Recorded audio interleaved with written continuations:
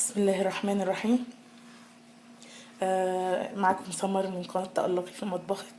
النهاردة هنخرج من المطبخ شوية وهنروح لحاجة في الغسيل، يعني الشرابات. هعرفك ازاي تعقميها وتضيعي منها اي ريحة او اي بكتيريا او اي ميكروبات. حتى لو ما فيهاش ريحة بيبقى فيها لون، ممكن لون اصفر كده، بالذات في الشرابات البيضة. اوقات ما بيروحش مع مسحوق الغسيل. فهنعرف ان شاء الله النهارده ازاي نعقمها وننضفها ونخليها ريحتها حلوه جدا وتبقي مطمنه لها ان هي ما فيهاش اي روائح ولا بكتيريا ولا اي حاجه. هتحاولي طبعا بتشيلي الشرابات كلها، بتسيبي يعني اخر يوم مثلا انت بيبقى فيه شراب لكل واحد ولا حاجه. بتلمي كل الشرابات في غسله واحده وبتخليها. هنظبط البرنامج بتاعنا. ممكن هتعملي المية دافية شوية علشان خاطر تعقيم. عايزاها باردة مفيش مشكلة. وهنسيب الغسالة تتملي بالمية. اللي هنعمله طبعا هنحط المسحوق بتاعنا. نجيب المسحوق،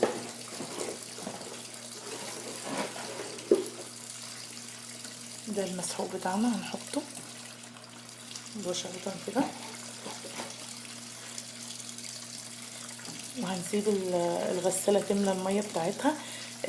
ده النعمة اللي ربنا اداها لنا في كل بيت، الكربونات او بيكربونات الصوديوم زي ما كان اسمها العلمي يعني. دي حاجة سحرية كده، لازم تبقى موجودة في كل بيت. هاتي كيلو، هاتي 2 كيلو، يعني خليها عندك ما تقطعيهاش من بيتك ابدا. دي بتنظف السجاد وبتشيل الروائح الوحشة منه. بتعقم ممكن تنضفي بيها الانتريهات، البوتاجاز، كل حاجة. حتى في الهدوم عندنا هوت هنستخدمها عادي. بتنظف وبتعقم وبتخلي الشرابات بالذات ريحتها تحفة، يعني بتبقى جميلة ونظيفة ومتعقمة. احنا عندنا مقدار كده حوالي 5 معالق، يعني على قد كمية الشرابات اللي عندي. انت هتقدري الكمية عامة، كترها ما بيضرش، وحاولي تظبطيها كده من عندك. ده الخل بتاعنا. الاتنين الحبايب اللي بيبقوا مع بعض، الخل والبيكربونات. بصي هنزود ايه بتاع مج كده. شوفي التفاعل، الفوران. وهتحطي البيكربونات والخل بتوعك مع المسحوق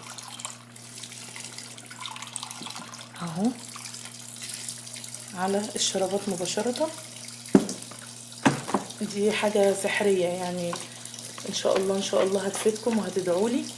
من كتر الريحة الحلوة بتاعت الشرابات بعد ما هتتغسل. حطينا المسحوق بتاعنا، حطينا الخل، حطينا البيكربونات، حطينا المسحوق. هنا هنحط المنعم. مش عايزاه مفيش مشكلة، الشرابات بتطلع ريحتها نظيفة وحلوة. بس يعني ده بيبقى ريحته جميلة وبيخلي الهدوم حلوة قوي. هنحطه كده في المكان المخصص بتاعه.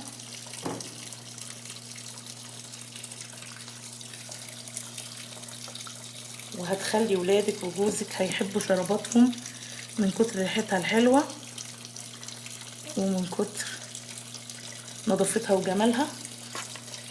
هنسيب الغسالة تملى وتاخد الدورة بتاعتها. وطبعا بقى عشان مطولش عليكم، هي هتغسل مع نفسها كده. انا عرفتكم الطريقة وان شاء الله هتبقى زي الفل. ويا رب اكون افدتكم، لازم تجربوها. اللي مش هيجربها بجد فايته كتير. وان شاء الله خير. ما تنسوناش بقى لو عجبناكم في اشتراك عشان يوصلكم كل جديد. ان شاء الله عندنا افكار جديدة وكتيرة هتهمكم وهتفيدكم قوي ان شاء الله في حياتكم. واشوفكم على خير، والسلام عليكم ورحمة الله وبركاته.